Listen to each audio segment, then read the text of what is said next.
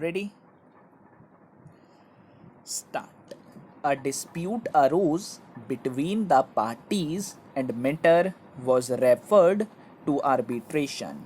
Due to some reasons, arbitration proceedings were not concluded.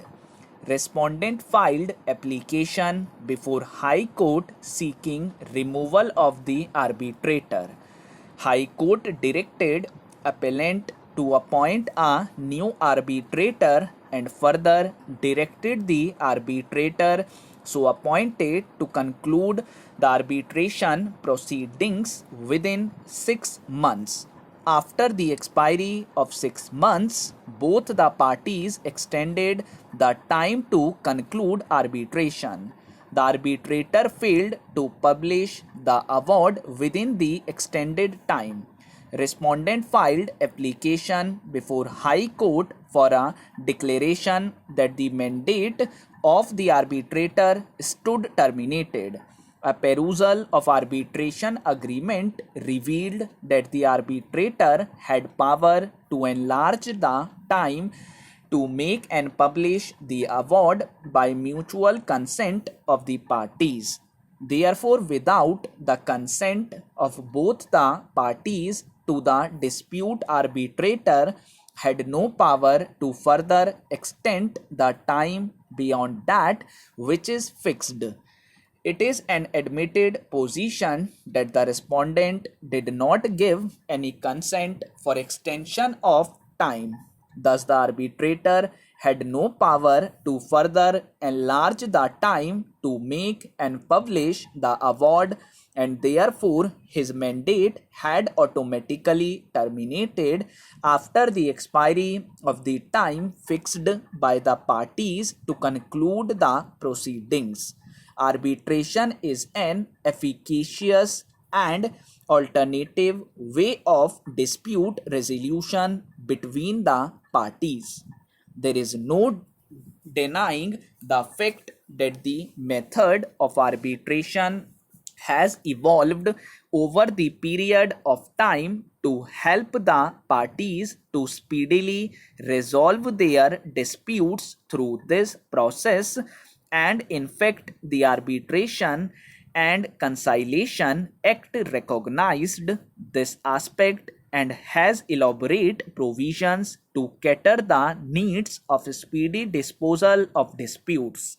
The present case illustrates that in spite of adopting this efficacious way of resolving the disputes between the parties through the arbitration process lingered on for a considerable length of time, which defeated the notion of the whole process of resolving the disputes through arbitration.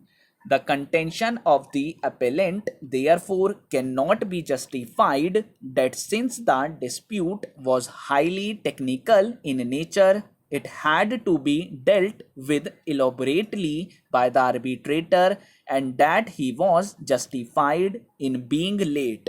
High Court correctly fixed the time for the arbitration to be concluded within a period of 6 months from the appointment of the fourth arbitrator, considering the time that was spent for the arbitration process prior to his appointment being a technical and complex issue.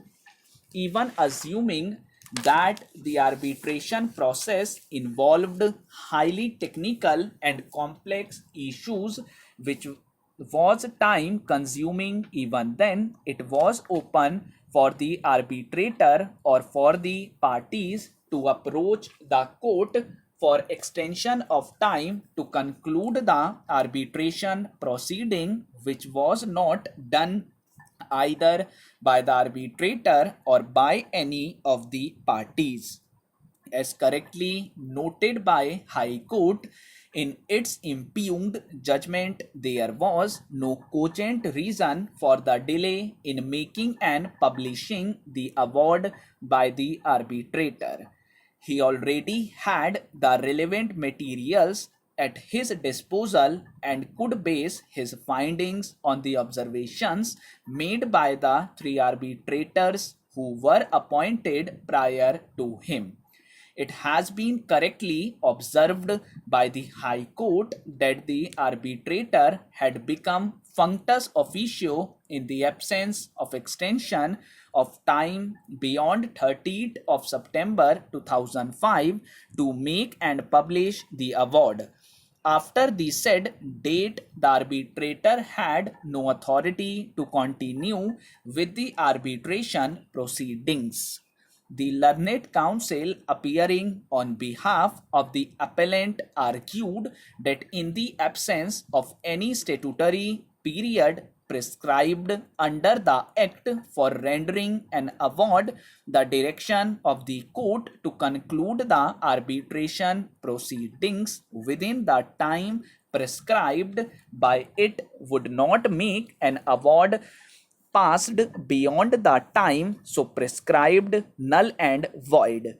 He further argued that the High Court was wrong in not extending the time fixed by it in the order for early conclusion of the arbitration proceedings and terminating the mandate of the arbitrator when neither the Act nor the arbitration agreement prescribed any time for making and publishing the award.